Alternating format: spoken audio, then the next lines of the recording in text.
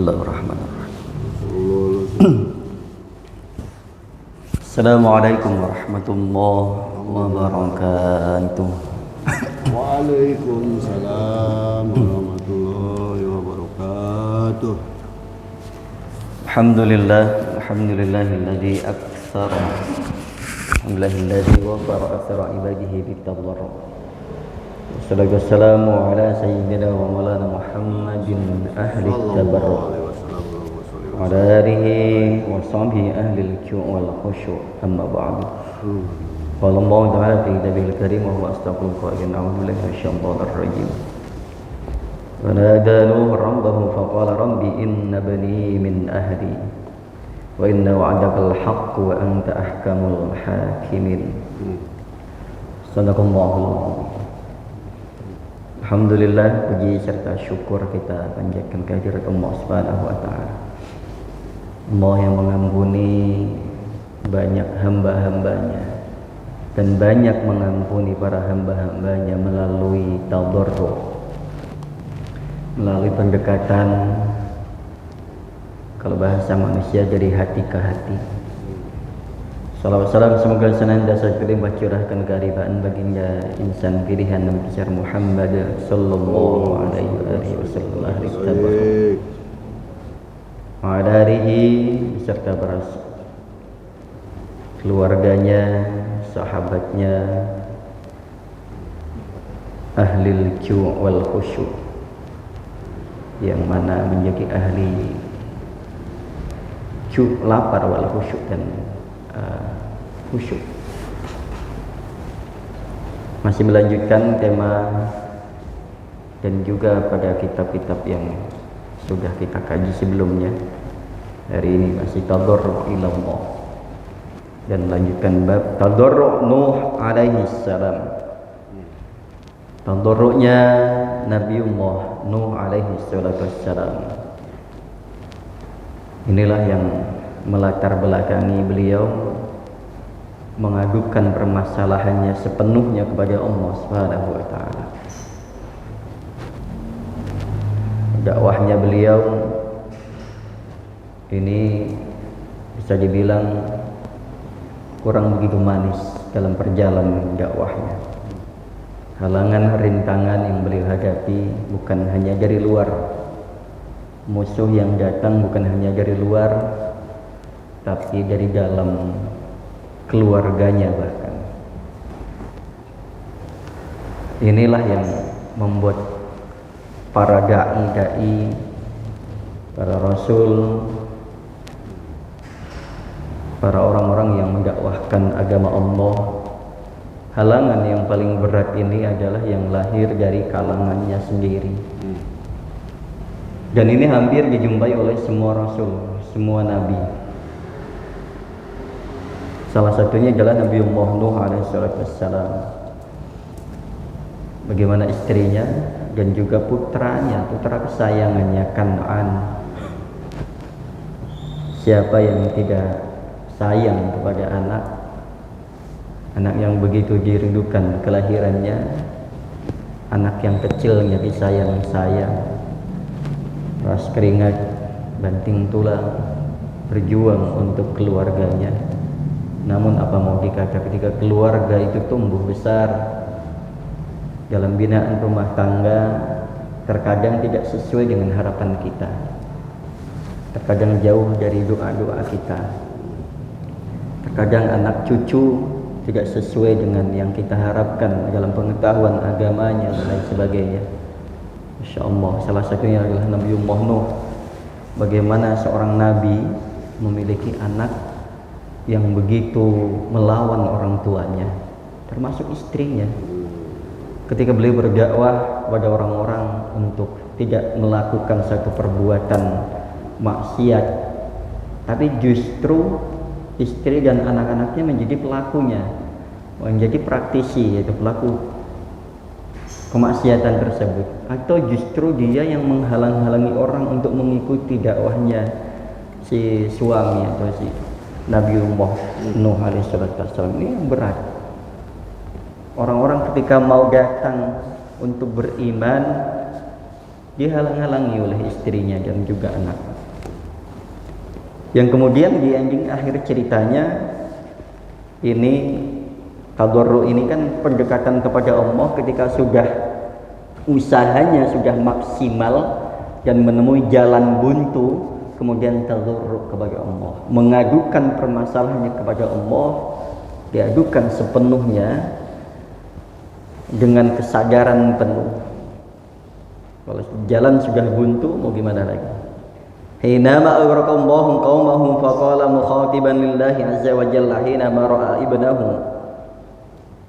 Ketika Nabiullah Nuh saat itu aghrakallahu qaumahu, Allah menenggelamkan kaumnya. Faqala, berkata mukhatiban. Mukhatib itu orang yang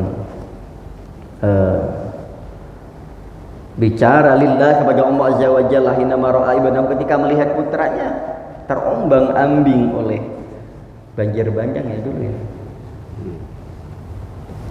yang menenggelamkan kaumnya.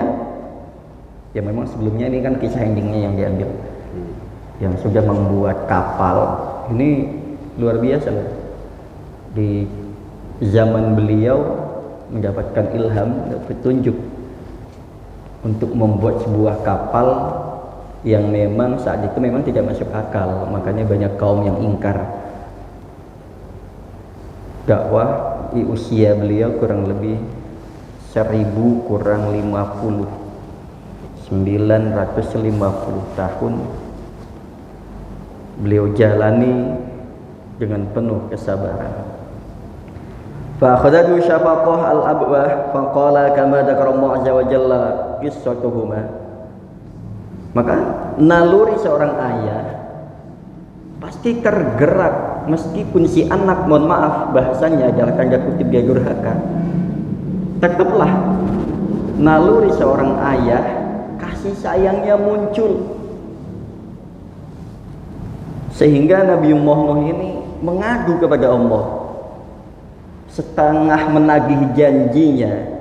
Wa nada Nuh rabbahu faqala rabbi inna bani min ahli. Ya Allah, biar bagaimanapun ini si anak, si Kan'an ini, dia putraku, dia anakku, ya Allah, tolonglah ya Allah, selamatkanlah dia keluargaku. Sedangkan bahtera yang ada ini masih muat. Andai si Kan'an mau, Nabi Nuh setengah menagih janjinya Allah untuk menyelamatkan keluarganya. Inna wa'dakal haq, sedangkan janjimu adalah pasti ya Allah. Wa anta ahkamul hakimin, dan engkau juga hakim di antara para hakim-hakim yang lain. Engkau adalah rajanya para hakim, rajanya orang-orang yang bijaksana, yang memberikan hukum dengan seadil-adilnya ya Allah.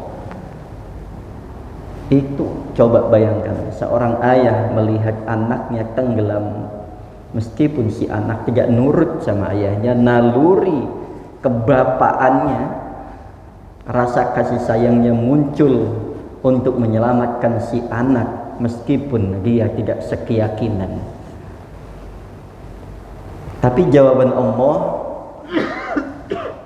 tentu beda dengan jawaban bahasa kasih sayang kita. Mau sampaikan, qala ya Nuh innahu laisa min ahlik innahu amalun ghairu salih fala tas'alni ma laisa laka bihi ilmun inni a'iduka an takuna minal jahilin. Quran surat Hud ayat 45 sampai dengan 47. Jawaban Allah bagaimana? Qala, Allah berfirman, ya Nuh, wahai Nuh, innahu, sesungguhnya itu anakmu si Kan'an, laisa min ahlik, bukanlah bagian dari keluargamu. Kenapa? Secara biologis dia adalah anak kandung, tapi secara keyakinan indahu amalun ghairu shalih, dia bukan anak yang baik. Untuk apa engkau mau selamatkan dia? Buktinya kalau engkau ajak aja untuk naik bahtera aja nggak mau, padahal dalam kondisi darurat. Istilah kata sudah dalam kondisi jatuh saja, mau tolongin, mau diulurkan tangan, dia nggak mau. Berarti ada kesombongan juga di situ, seolah-olah dia mampu menyelamatkan dirinya, seolah-olah Allah tidak murka dengannya, seolah-olah ayahnya tidak terpengaruh atau tidak berpengaruh dalam hidupnya. Nah ini yang bahaya ketika anak sudah tidak lagi mengidolakan seorang ayah, ketika si anak sudah tidak lagi nurut dengan ayah, dan ketika si anak tidak lagi memiliki pedoman dalam hidupnya bahwa ayah ini sangat berpengaruh dalam hidupnya. Ini bahaya. Takutnya keburu Allah sampaikan innahu laisa min ahlik, innahu amalun ghairu shalih. Dia bukanlah bagian dari keluargamu karena dia bukanlah anak soleh. Nah ini Pak, berarti kalau anak soleh lawannya toleh.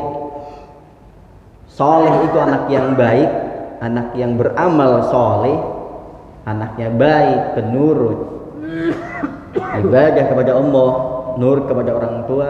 Sedangkan anak toleh ini anak yang durhaka.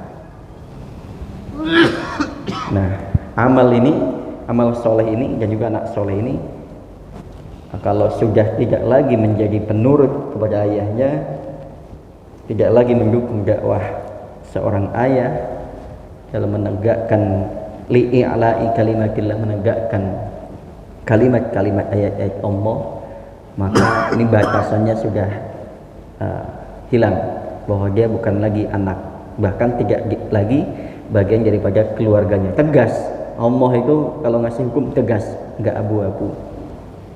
Nah itu sampai bilang innahu laisa min ahlik. Seorang nabi kalau sudah statement dari Allah innahu laisa min ahlik innahu amalun ghairu shalih, sudah. Nabi itu enggak banyak bantah. Yang awalnya menggebu-gebu untuk menyelamatkan anaknya, ya Allah, sampai menagih janji. Inna wa'dakal haq, sungguhnya janjimu pasti ya Allah. Itu kan setengah nagih janji untuk menyelamatkan keluarganya. Tapi ketika Allah sudah bilang innahu laisa min ahlik, dia bukan anakmu, bukan keluargamu, dia bukan anak soleh. Udah, saat itu tidak lagi ya Allah sekali lagi tolonglah ya Allah. Enggak. Fala tas'alni ma laisa laka bihi ilm. Bahkan Allah sampaikan fala tas'alni, engkau jangan minta sesuatu yang kau tidak ketahui. Berarti belum tentu juga ketika Kan'an selamat, belum tentu dia dapat hidayah juga. Bisa jadi akan merusak akidah orang yang ada dalam bahtera tersebut. Nah ini kalau anak durhaka, orang-orang yang jauh daripada iman kepada Allah, terkadang mau kita selamatkan, selain dia nggak mau, bisa jadi ketika dia ngikutin kita bukan dalam rangka iman, tapi dalam rangka merusak akidah orang-orang yang udah beriman. Ini yang malah bahaya. Sampai Allah bilang inni a'iduka an takuna minal jahilin. Aku menasehatimu agar supaya engkau tidak menjadi orang bodoh. Bahasanya kalau bahasa Allah itu, kalau dibahasakan manusia, ini loh saya kasih tahu biar kamu tuh nggak jadi orang-orang bodoh. Kenapa? Dia belum tentu baik anakmu, mungkin binasa lebih baik daripada dia selamat. Qala rabbi inni a'udzubika an as'alaka ma laysa li bihi ilm wa illa taghfirli wa tarhamni akum minal khasirin. Jawaban seorang nabi yang begitu tunduk patuh kepada Allah Subhanahu wa taala langsung qala rabbi inni, ya Allah, sesungguhnya aku a'udzubika, berlindung kepadamu ya Allah, an as'alaka, dari meminta sesuatu yang tidak aku ketahui, wa illa taghfirli, apabila engkau tidak mengampuni. Langsung menyadari kesalahannya. Kalau kita minta pada Allah, mintanya banyak, seolah-olah maksa, nggak merasa bersalah. Kalau Nabi minta yang tadinya menggebu-gebu, ketika Allah sudah jawab, ditambah lagi Allah bilang bahwasanya saya nasihati kamu agar supaya engkau tidak termasuk golongan orang-orang yang bodoh, orang-orang juhala, orang-orang jahilin. Langsung ya Allah, hamba mohon perlindungan kepadamu ya Allah dari meminta sesuatu yang tidak hamba ketahui, yang hamba sendiri tidak ada ilmunya ya Allah. Wa illa taghfir, apabila engkau tidak mengampuni hamba ya Allah, wa tarhamni, dan belas kasihani hamba ya Allah, akum minal khasirin, niscaya hamba termasuk golongan orang-orang yang merugi. Tuh, berarti andai misalkan tadi dipaksa diselamatkan, malah justru mendapatkan murka Allah, tidak mendapatkan rahmat Allah, dan termasuk orang-orang yang merugi. Jadi sekali lagi, Untuk urusan hidayah itu adalah hak prerogatif Allah Subhanahu wa taala. Demikian jemaah sekalian, pagi hari ini kultum singkat untuk mengingatkan kembali kita bahwasanya anak ini kita ingatkan kembali, anak cucu kita, keluarga kita yang harus kita selamatkan. Qu anfusakum wa ahlikum nar. Ini yang paling utama adalah diri kita, keluarga kita. Tapi apabila si anak sudah kita ingatkan terus, dia tetap tidak mau beribadah kepada Allah, tidak mau menjalankan perintah-perintah Allah, maka jangan sampai nantinya firman Allah ini naudzubillah berlaku untuk kita beserta keluarga kita.